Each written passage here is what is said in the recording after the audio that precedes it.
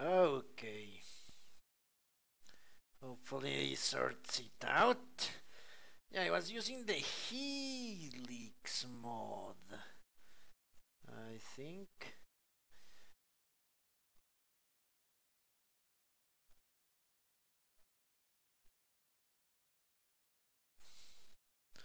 So yeah, Helix mod. So yeah, Helix. And apparently that was causing some problems with everything else.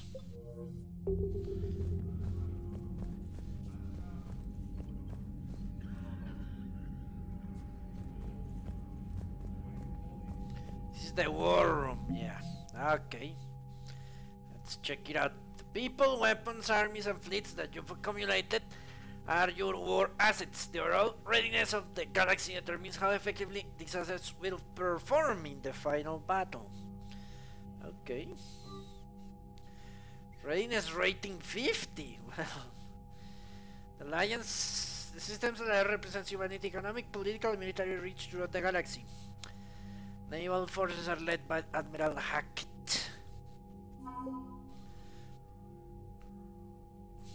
Alliance Engineering Corps. The Alliance Engineering Corps put roads through the mountains and built rashes and Azeroth, while the bulk of the AEC has active warrior term duties. Their brightest are helping build the Prothean origin power recorded on man, the device of Protector. Due to a staggering amount of raw materials required, the AEC has been given unprecedented emergency funding for any alliance resources that will not interfere with the deployment of troops. Okay. The old saying, every marine is a rifleman, still holds true in the alliance. Every marine enlistee, from clerk to sniper, goes through a period of infantry training. As a result, the 103rd Marine Division in Earth's largest collection of special forces soldiers. Officers from notable battles such as the Skillian Blitz and the First Conto War run harsh training exercises in a variety of environments. System the Marines are prepared to storm any planet. This training has been useful in the Repair War, as the 103rd can be fighting in an Arctic desert one week, crawling through the jungles the next.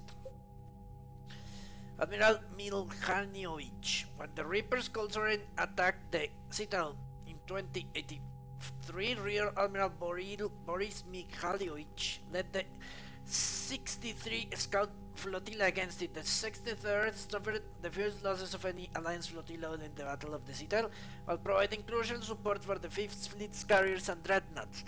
The Alliance promoted Mihailovich from Rear Admiral to Admiral after the battle and asked him to revealed him and employed him his ships. His combat experience with Reapers has been invaluable in devising strategies against them.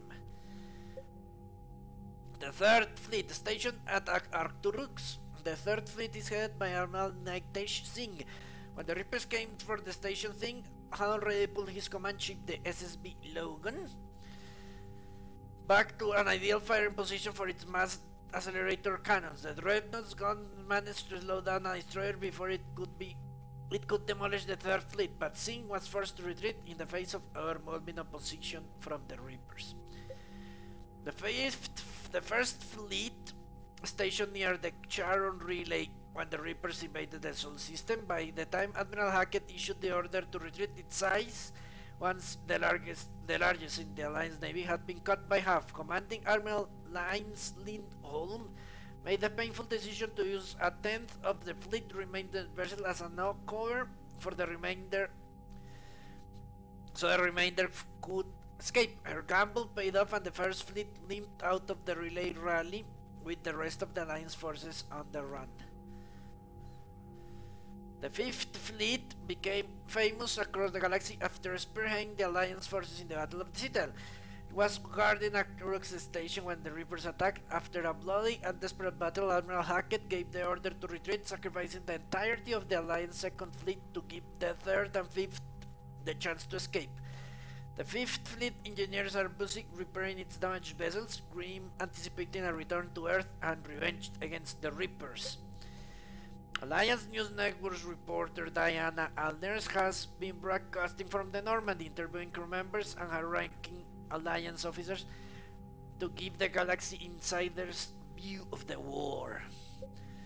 The SR2 Normandy. When the original SSB Normandy was destroyed, Cerberus revealed the ship from stolen Alliance plans. Dubbed the SR2, the Alliance took the new Normandy apart and refitted some of its systems with new technology of its own.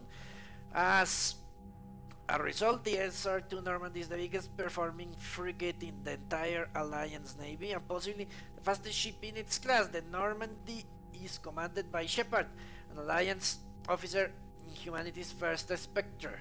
Updated to bolster the Normandy's firepower, Commander Shepard installed a Thalix magnetic hydrodynamic cannon on the ship's undercarriage based on Reaper technology. The powerful weapon fires molten metal accelerated to a fraction of the speed of light. Before taking on the Collectors, Commander Shepard reinforced the Normandy superstructure with Solaris armor. This protective layer of carbon nanotube sheeting can withstand temperatures that would normally vaporize more conventional armor.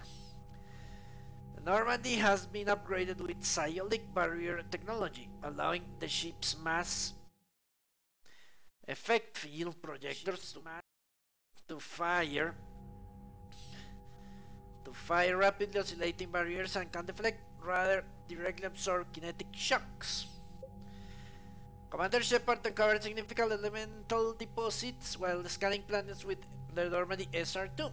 When the Alliance dry docked the Normandy and seized all recovered elements, this material surplus has gone toward building the Prothean device uncovered on Mars.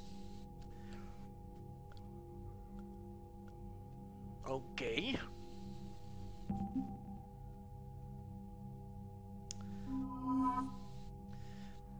Theaters of War. Each conflict zone has a readiness rating that reflects its ability to contribute to a final battle. Left unattended, these zones can deteriorate and reduce the overall readiness rating. Inner Council Space. This territory includes the Salarian, Torian, Bolus, and Hanar homeworlds, as well as the Citadel, the heart of the Council space. Citadel receives a constant influx of diplomats, military officials, and major corporate shareholders, and others who seek to do business at the seat of galaxy governance. Council races provide peacekeeping ships that patrol inner council space, but they use diplomacy and other peaceful means to settle most disputes in this area of the galaxy.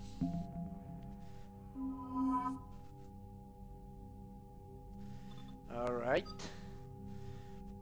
The terminus system is an area of space uncontrolled by the Citadel. A refusal to relinquish independence is all that unites its numerous colonies, gangs, and factions. People of all the species flock here to make their fortune outside the Council's regulations. As a result, the terminus systems are a profitable haven for pirates, mercenary groups, and slavers. Alright, the system's alliance representative of Earth and all human colonies in Citadel space claims these territories. Earth has increased its holdings more than tenfold since the discovery of the Charon Relay, linking humanity to the rest of the galaxy. Humanity's aggressive expansionism has triggered conflicts with several neighboring species and their governments, most notably the Batarian hegemony. Despite this, the system's alliance shows no signs of slowing its growth. Other Council space contains the Asari and Elcor home planets. While the Elcor content themselves with their home system and a handful of colonies, the Asari have settlements across the territory. Easily the most economically powerful sector of the galaxy, the Asari will also use their financial clout to keep the galaxy market stable. Their military fleets patrol shipping lanes and colony space against smugglers arriving via relays from the Attican Traverse.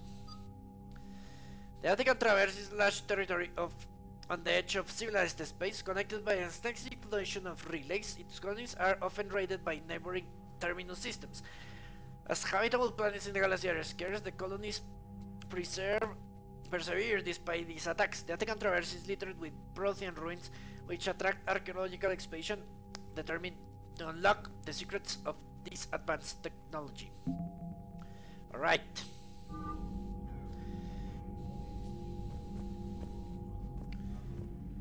Well, now that we're reading, why not read? Let's go to a Codex.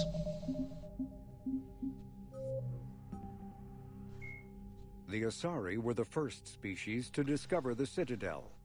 When the Solarians arrived, it was the Asari who proposed the establishment of the Citadel Council to maintain peace throughout the galaxy. Since then, the Asari have served as the mediators and centrists of the Council. An all-female race, the Asari reproduce through a form of parthenogenesis. Each Asari can attune her nervous system to that of another individual of any gender and of any species to reproduce.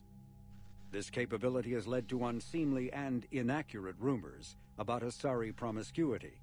Asari can live for over 1,000 years, passing through 3 stages of life. In the maiden stage, they wander restlessly, seeking new knowledge and experience. When the matron stage begins, they meld with interesting partners to produce their offspring. This ends when they reach the matriarch stage, where they assume the roles of leaders and counselors.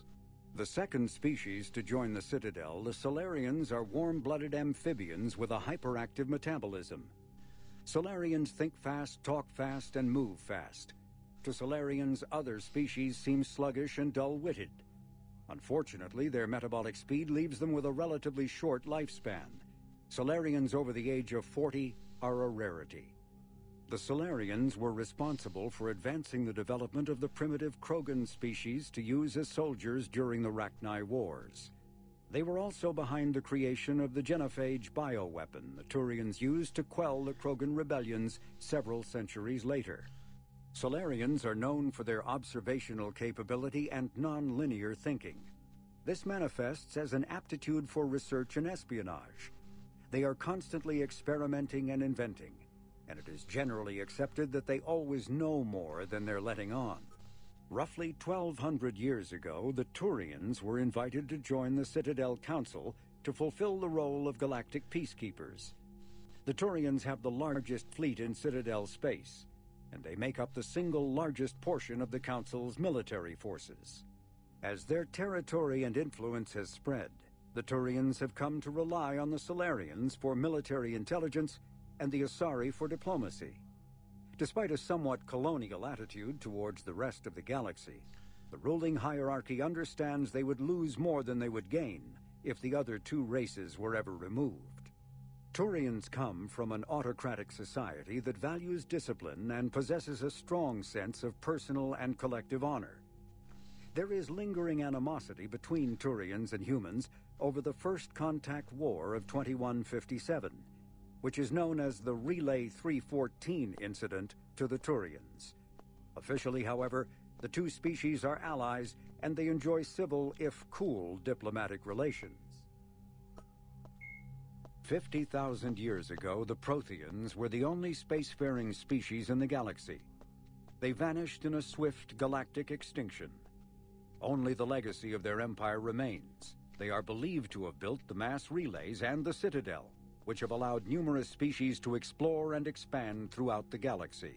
Prothean ruins are found on worlds across the galaxy.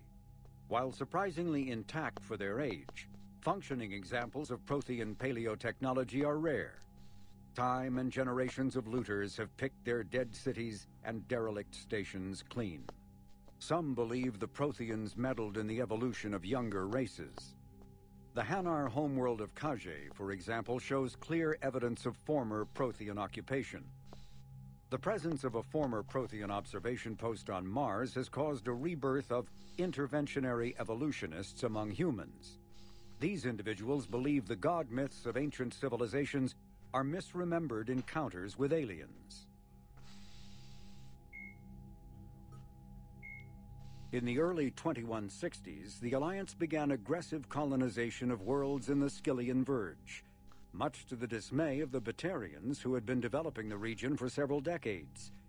In 2171, the Batarians petitioned the Council to declare the Verge a zone of Batarian interest. The Council refused, however, declaring unsettled worlds in the region open to human colonization. In protest, the Batarians closed their Citadel embassy and severed official diplomatic relations with the Council, effectively becoming a rogue state. They instigated a proxy war in the Verge by funneling money and weapons to criminal organizations, urging them to strike at human colonies. Hostilities peaked with the Skyllian Blitz of 2176. an attack on the human capital of Elysium by Batarian-funded pirates and slavers. In 2178, the Alliance retaliated with a crushing assault on the moon of Torfan, long used as a staging base by Batarian-backed criminals. In the aftermath, the Batarians retreated into their own systems and are now rarely seen in Citadel space. 2 centuries ago, the Hanar helped 375,000 members of the Drell race migrate to the Hanar homeworld Kage to escape the environmental extermination that had claimed the remaining 11 billion Drell. Nearly all Drell demonstrate tremendous loyalty to their famously reclusive saviors. The intimacy of their relationship, expressed in a formal socio-political alliance called the Compact, also results in extremely close personal relations, in which some Drell actually learn Hanar soul names. While most Drell reside on Kage, some assist Hanar off-world as envoys, researchers, co-investors, wayfarers, assassins, or otherwise, eager to help their saviors. For a century, galactic wisdom has held that behind any high-ranking Hanar hides a resourceful and fanatically devoted Drell. The omnivorous reptilian Drell possess an average lifespan of 85 galactic standard years. Having evolved on an arid planet, Drell face serious illness on the Hanar homeworld, especially Kepral's syndrome, a fatal bacterial lung disease. The Elcor are a Citadel species native to the high-gravity world Dakuna. They are massive creatures standing on 4 muscular legs for increased stability. Elcor move slowly, an evolved response to an environment where a fall can be lethal. This has colored their psychology, making them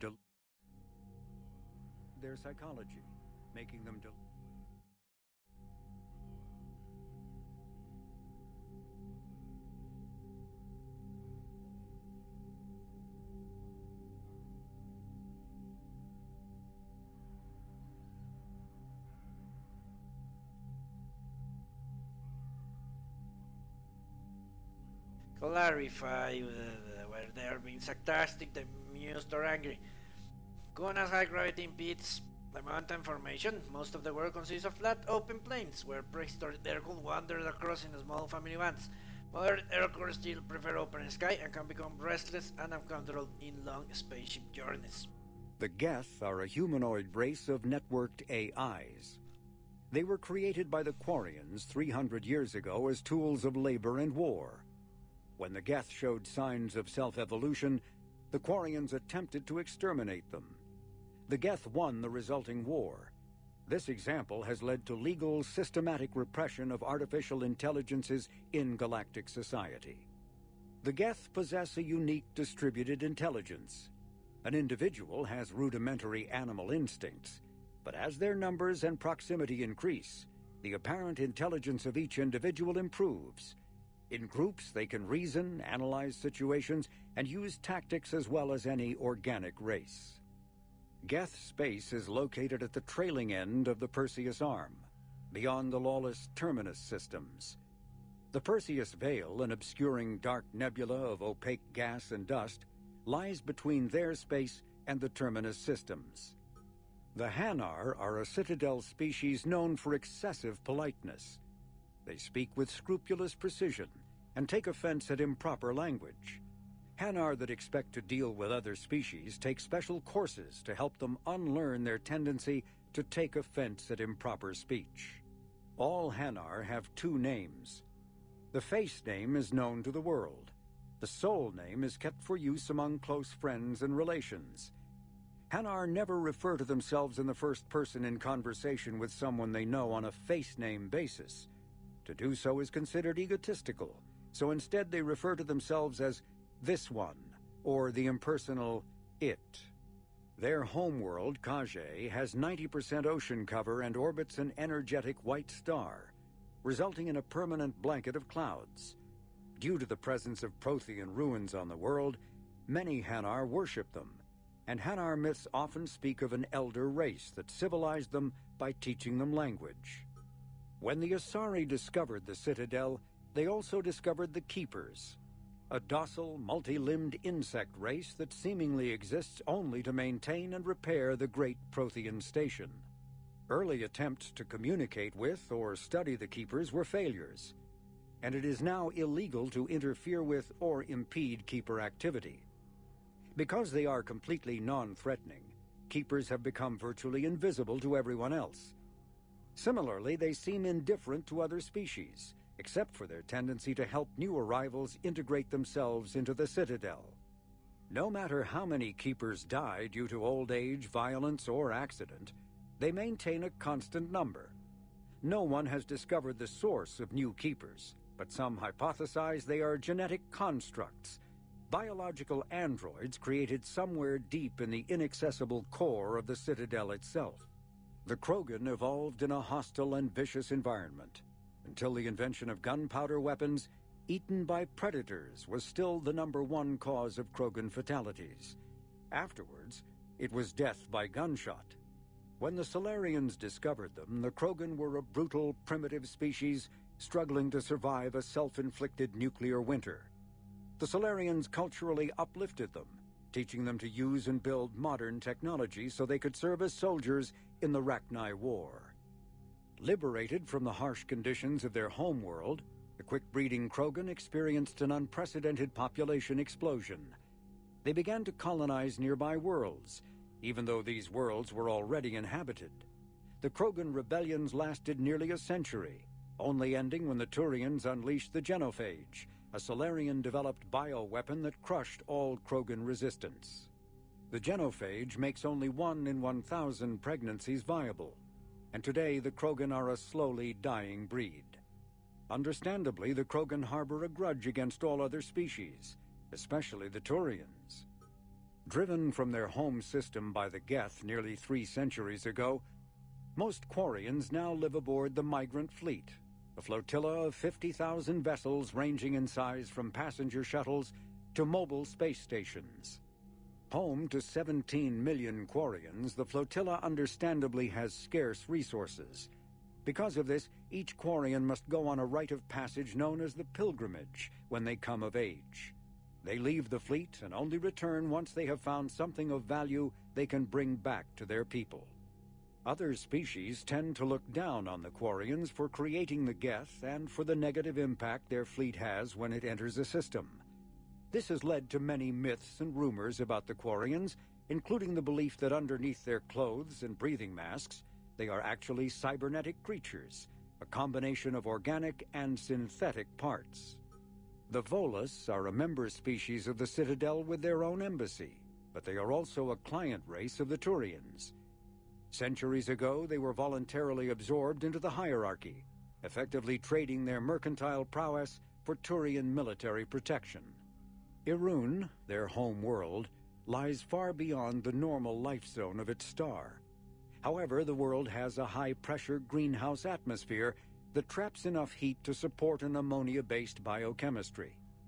As a result, the Volus must wear pressure suits and breathers when dealing with other species, as conventional nitrogen-oxygen-air mixtures are poisonous to them, and in the low-pressure atmospheres tolerable to most species, their flesh will actually split open.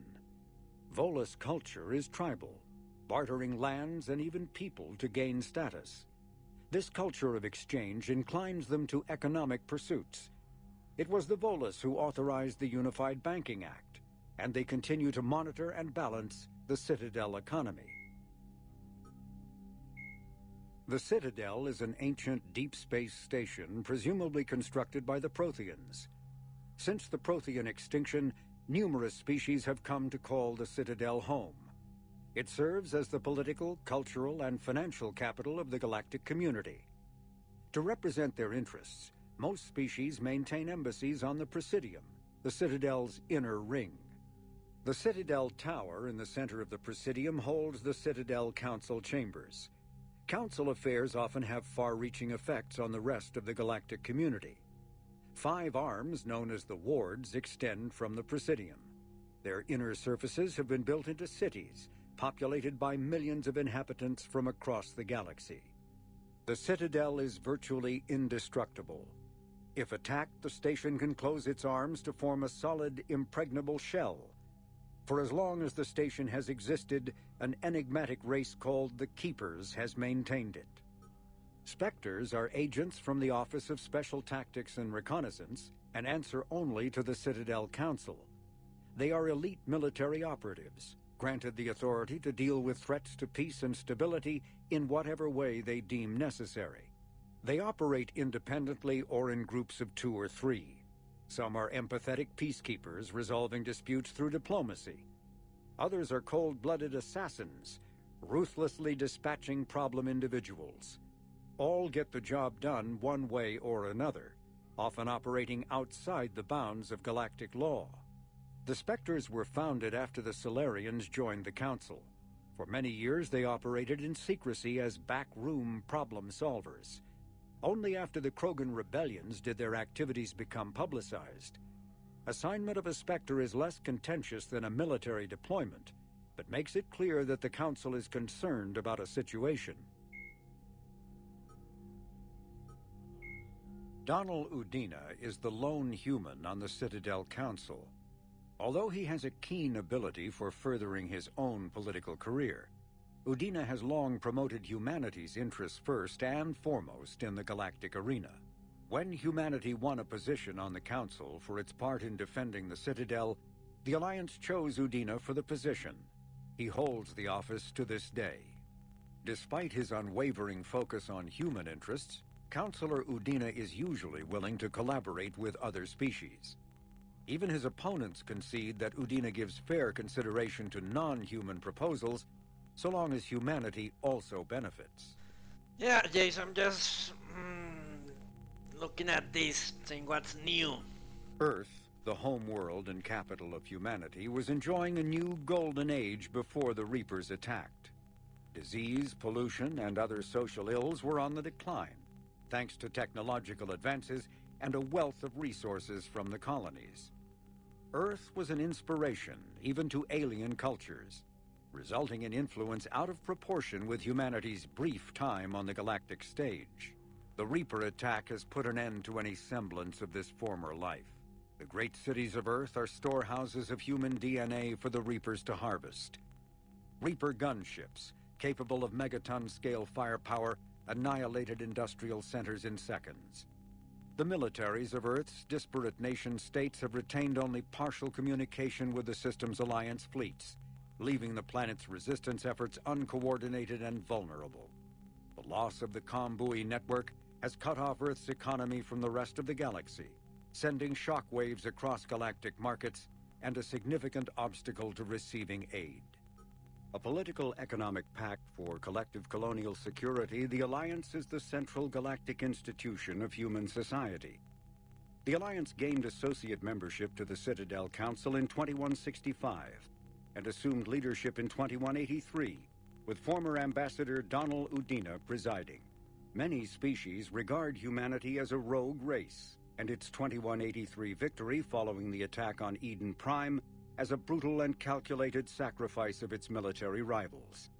Humans allegedly leveraged military victory into a political one, carving associate membership out of the deaths of the Council.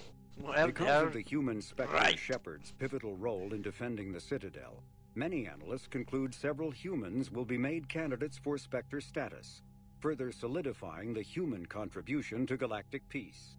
By achieving in decades what others waited centuries to receive, especially after so bloody a conflict, humans have guaranteed themselves deep hostility and fear throughout the galaxy.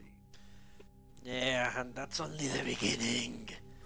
The system's alliance is an independent supranational government representing the interests of humanity as a whole. The alliance is responsible for the governance and defense of all extrasolar colonies and stations. The alliance grew out of the various national space programs as a matter of practicality. Sol's planets had been explored and exploited through piecemeal national efforts. The expense of colonizing entire new solar systems could not be met by any one country. With humans knowing that alien contact was inevitable, there was enough political will to jointly fund an international effort. Still, the alliance was often disregarded by those on Earth until the First Contact War. While the national governments dithered and bickered over who should lead the effort to liberate Shanxi, the Alliance fleet struck decisively. Post-war public approval gave the Alliance the credibility to establish its own parliament and become the galactic face of humanity.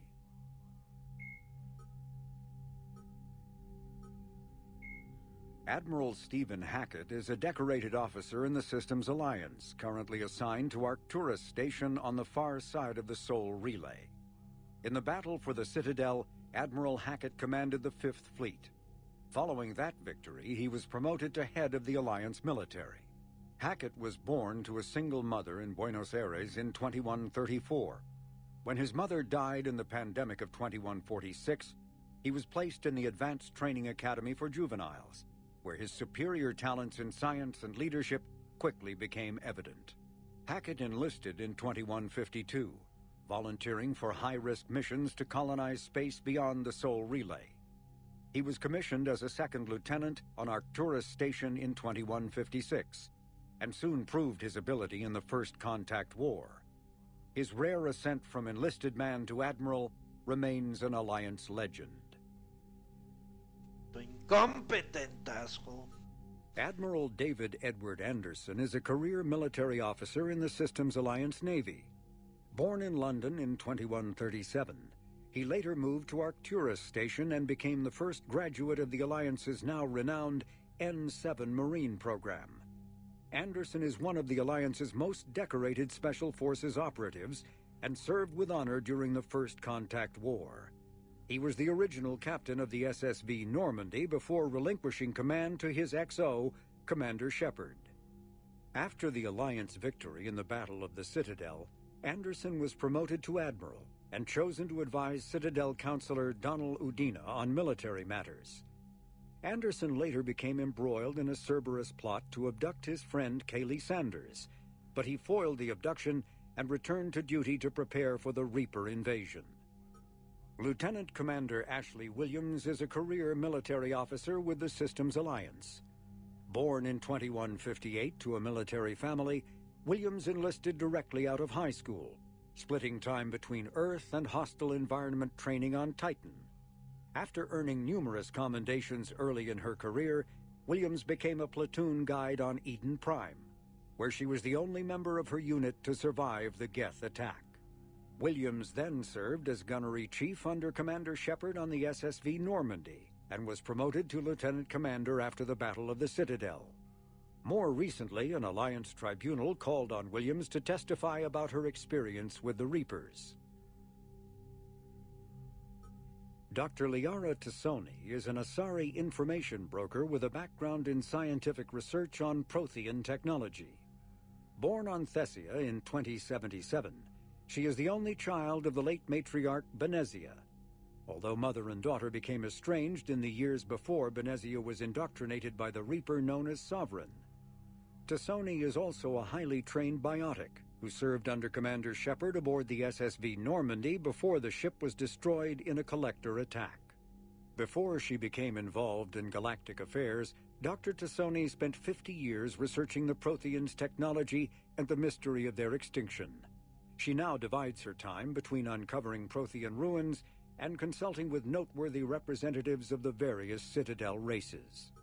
Flight Lieutenant Jeff Joker Moreau is a respected pilot with the Alliance Navy.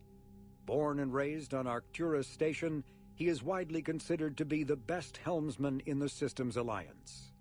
Moreau enlisted with the Navy directly out of school and quickly gained the respect of his superiors. He served as pilot of both the Normandy SR1 and its successor, the SR2, and was at their respective helms during the Battle of the Citadel and the assault on the collectors. Moreau suffers from Vrolik syndrome, a rare debilitating disorder also known as brittle bone disease. Dr. Karen Chakwas is a trauma surgeon and a major in the Alliance Navy. She served on the SSV Normandy under both Captain Anderson and Commander Shepard, and was aboard the ship when it was destroyed by the collectors. She later quit the Alliance in order to rejoin Shepard on the Cerberus-built Normandy SR2. Along with most of the Second Normandy's crew, Dr. Chakwas was kidnapped by the collectors and taken beyond the Omega-4 relay, where Commander Shepard eventually rescued her. After the Alliance impounded the Normandy SR2, An inquiry found that Dr. Chakwas had no significant role in or provable knowledge of Cerberus's criminal activities.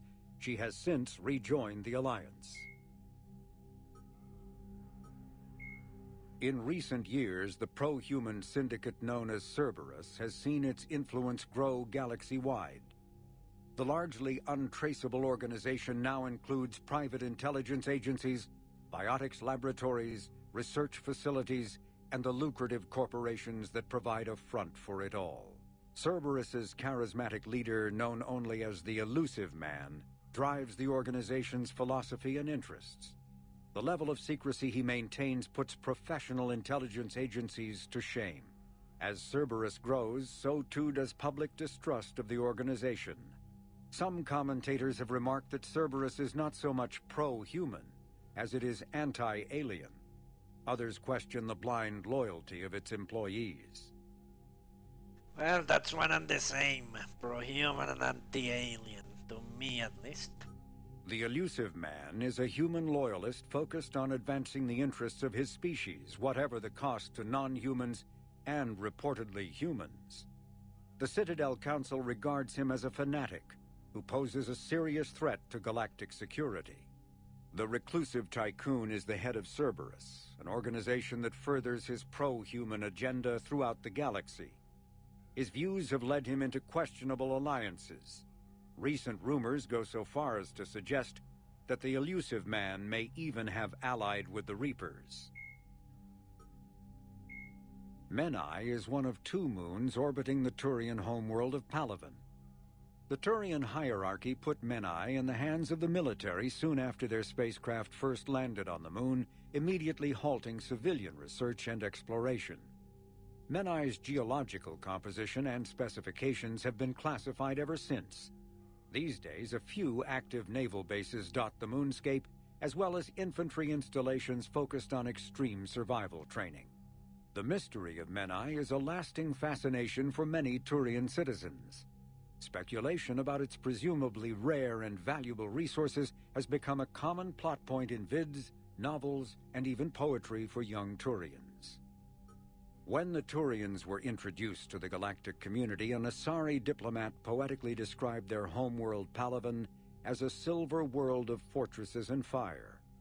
Because Palaven's weak magnetic field is a poor shield from its sun, most of the planet's animal life developed metallic carapaces as defenses against solar radiation. Its photosynthetic life is similarly impressive, shutting down vulnerable metabolic processes during daylight hours and repairing cellular damage at night. The visible fortifications of Turian cities reflect their martial society. But since joining the galactic community, internal conflicts have become honor-bound affairs, with few casualties among non-combatants. These city fortifications have proven no match for the Reapers and their aggressive bombardment of Palaven. Obviously, the Reapers don't adhere to conventions. Cerberus built the Normandy SR2 as a second-generation version of the Alliance frigate SSV Normandy after the Collectors destroyed the original. The SR2's many alterations produced a craft nearly double the original size, requiring an even larger Tantalus drive core to compensate. Its state-of-the-art Kodiak shuttle can make landings the original Normandy could not attempt. The Enhanced Defense Intelligence, an AI known colloquially as EDI, coordinates many of the ship's combat functions, assisting and even supplanting human piloting. The Alliance has recently appropriated and refurbished the SR2. In addition to tight beam communicators, the Quantum Entanglement Communicator, QEC, provides instantaneous contact with Alliance Command. Originally created to covertly insert Alliance Marines into hostile environments, the UT-47 shuttle has since been sold to allies, recovered by enemies, and had its specifications stolen by spies. In one form or another, this durable transport is now used in all corners of the galaxy. A-model Kodiaks feature a front-mounted mass accelerator cannon that can be used in an anti-vehicular role. Since the shuttle lacks proper gun ports, soldiers often open the side hatch to fire on enemies. This is discouraged in Alliance manuals since it exposes the interior to return fire. Flying the 47A during atmospheric combat requires considerable skill. The pilot must reduce the vehicle's mass for speed and handling while maintaining enough mass to resist recoil, incoming fire, and inclement weather. More than one pilot has overstressed the Kodiak's field generator and ended up on the battlefield instead of above it. Asari-made Solaris armor can resist even the tremendous heat and kinetic energy of starship weapons. The armor is nearly unsurpassed in strength because its central material, carbon nanotube sheets woven with diamond chemical vapor deposition, are crushed by mass effect fields into super-dense layers, able to withstand extreme temperatures. That process also compensates for the diamond's brittleness. Diamond armor itself has two limiting disadvantages. First, while nanotubes and CVD diamond construction have become cheaper in recent years, it remains prohibitively expensive to coat starships or aircraft larger than fighters in Solaris material. Second, the armor must be attached to the ship's superstructure, so shock waves from massive firepower can still destroy the metals beneath the armor itself. A popular misconception holds that the diamond composition of Solaris armor gives it a sparkle. In fact, atmospheric nitrogen impurities during the super-hot forging process give the armor a metallic gray or yellow sheen. Cyclonic barrier technology, CBT, attempts to solve the higher-end limitations of traditional kinetic barriers. Traditional barriers cannot block high-level kinetic energy attacks, such as disruptor torpedoes, because torpedo mass effect fields add mass. The CBT violently slaps aside rather than halting incoming linear force. By rotationally firing their mass effect field projectors, ships create rapidly oscillating kinetic barriers instead of static ones. Shooting through the CBT is like trying to shoot at a target inside a spinning ball. Significant drawbacks to current CBT configuration prevent its use on anything other than frigates and fighters. Its many high-frequency sensors and emitters require frequent maintenance and replacement. A partially damaged CBT can endanger its operator, who is surrounded by rotating mass effect fields, skewing in unpredictable directions.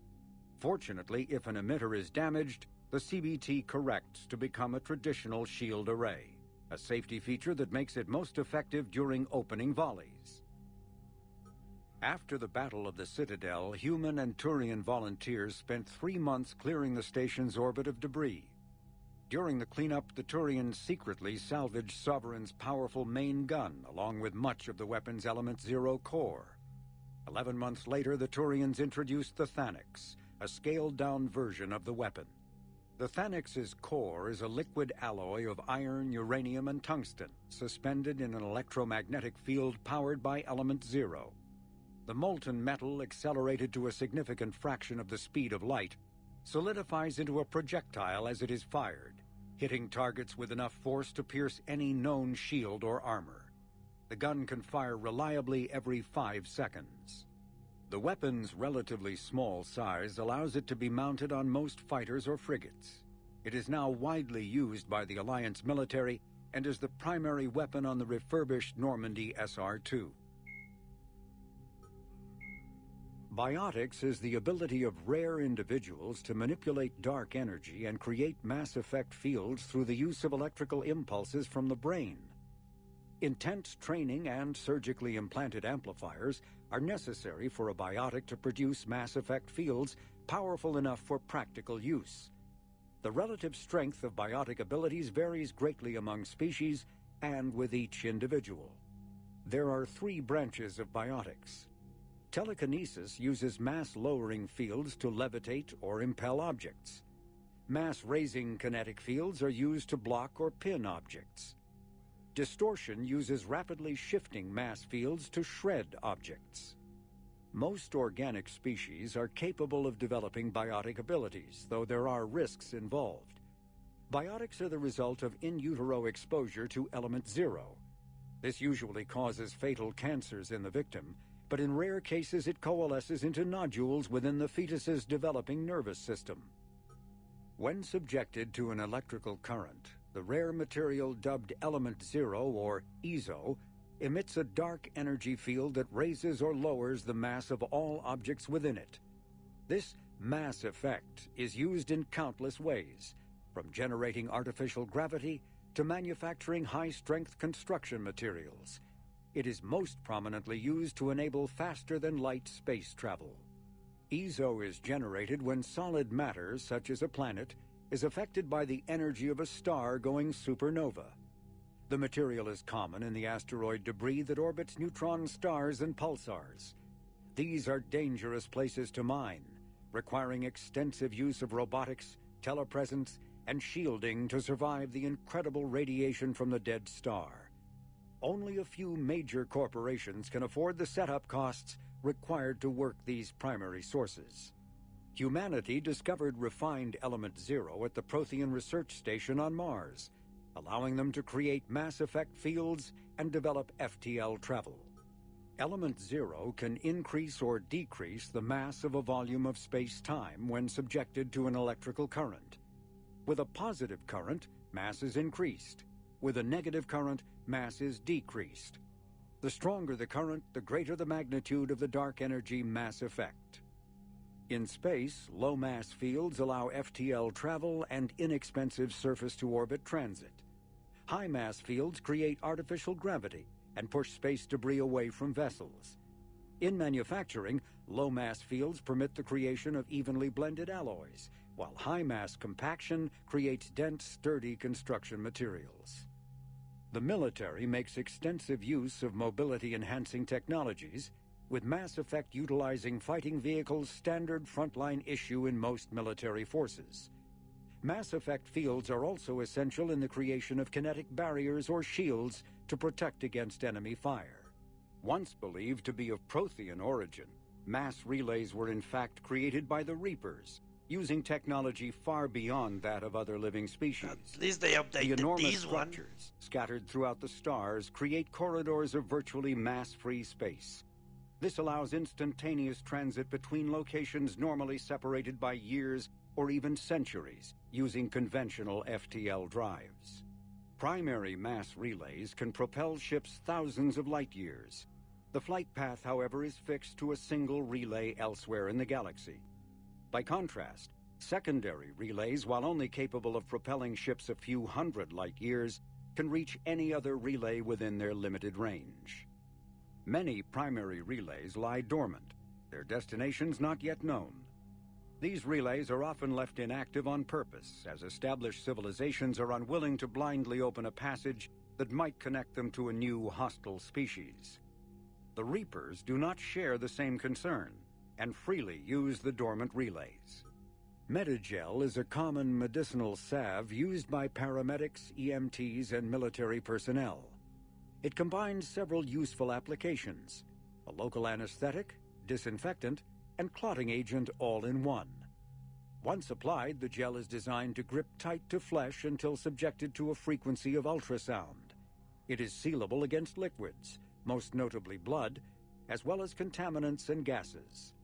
The gel is a genetically engineered bioplasm created by the CERTA Foundation, a medical technology megacorp based on Earth.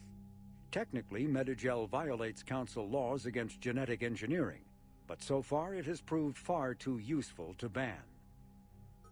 Omni-tools are handheld devices that combine a computer microframe, sensor analysis pack, and manufacturing fabricator.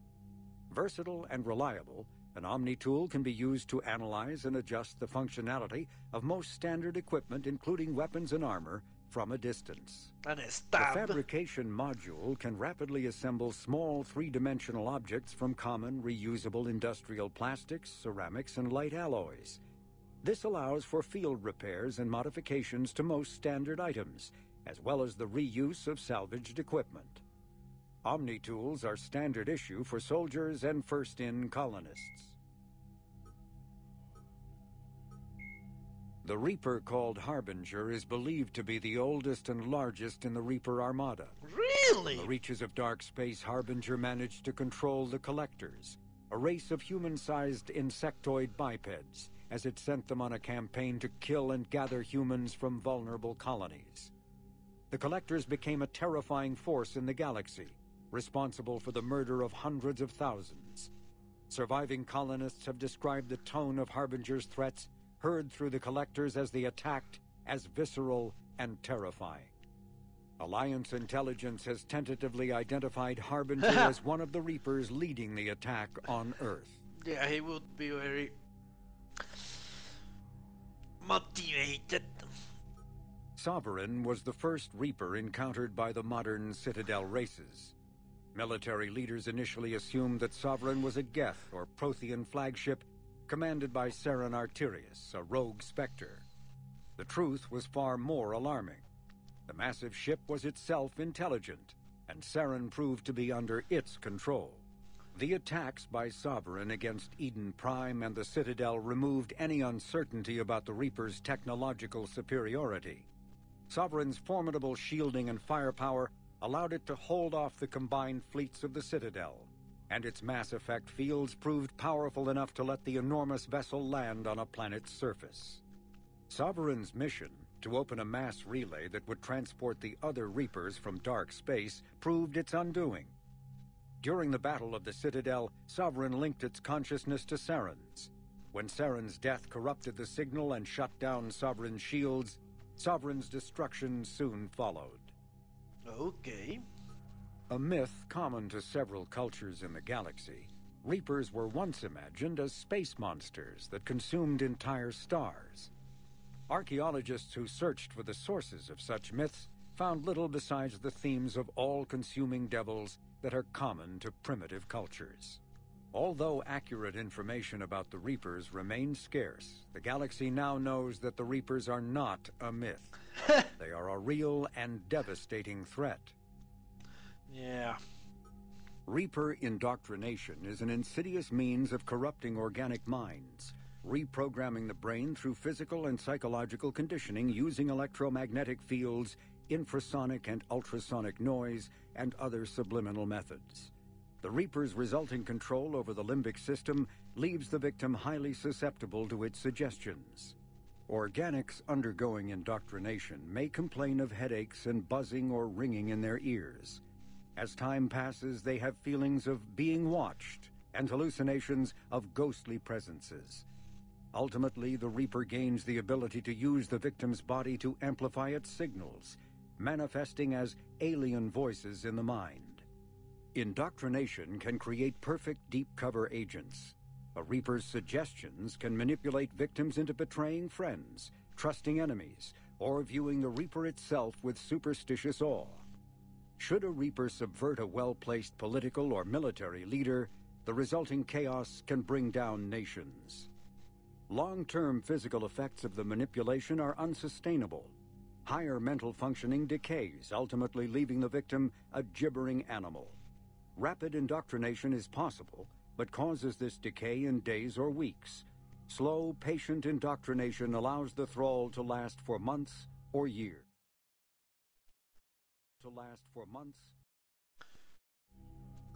The Citadel races have classified the known variants of Reapers into 4 types. Capital ships are Sovereign-class Reapers 2 kilometers in length. They typically target the dreadnoughts, defense installations, and industrial cities of organic civilizations.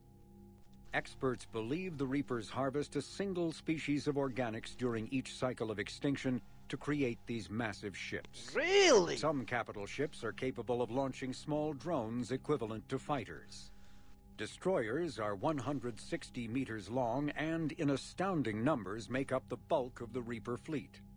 They engage cruisers and other smaller ships, as well as communications posts and enemy command centers. Research suggests destroyers are created from those species that are not harvested to make capital ships. Interesting. Troop transports carry husks to unconquered planets and bring victims of the harvest to Reaper processing centers. They vary in length from 200 meters to 1 kilometer, but unlike capital ships and destroyers, do not appear to be self-aware. Instead, other Reapers operate troop transports remotely. Processors, also called slaughter ships, are mobile centers for mass DNA harvesting. Like troop transports, processors appear to be remotely operated by sapient Reapers. Cannibals are frontline Reaper units created from corrupted Batarians. Ha! The nickname refers to their propensity to devour the bodies of fallen comrades. This triggers a biochemical process through which the cannibals spontaneously heal themselves and grow new chitinous armor. Holy The crap. transformation also appears to give cannibals a greater awareness of their surroundings, leading to more strategic behavior and careful use of battlefield cover. Well, that's not good. Husks are the aggressive, mindless foot soldiers of the Reaper armies. They are created by impaling either living or dead humans on mechanical spikes that rapidly extract water and trace minerals and replace them with cybernetics. These cybernetics reanimate the lifeless flesh and tissue, transforming the bodies into horrifying killing machines. The Reapers use large groups of husks to overwhelm the enemy. The husks' inability to feel pain, as well as their tendency to attack in groups, makes them particularly deadly adversaries. Last section. Although melee combat applications for the Omni tool are almost as old as the device itself, the feature was largely unused prior to the Reaper invasion. The need to take on multiple husks in close quarters forced the Alliance to develop ways to enhance the tool's offensive capability. The most common melee design is the Omni Blade, a disposable silicon carbide weapon flash-forged by the tool's mini-fabricator. The transparent, nearly diamond-hard blade is created and suspended in a mass effect field safely away from the user's skin. Warning lights illuminate the field so the searing hot blade only burns what it is intended to: the opponent. Ha! More technically adept soldiers frequently modify their Omni tools to maximize stopping power through electrical, kinetic, or thermal energy.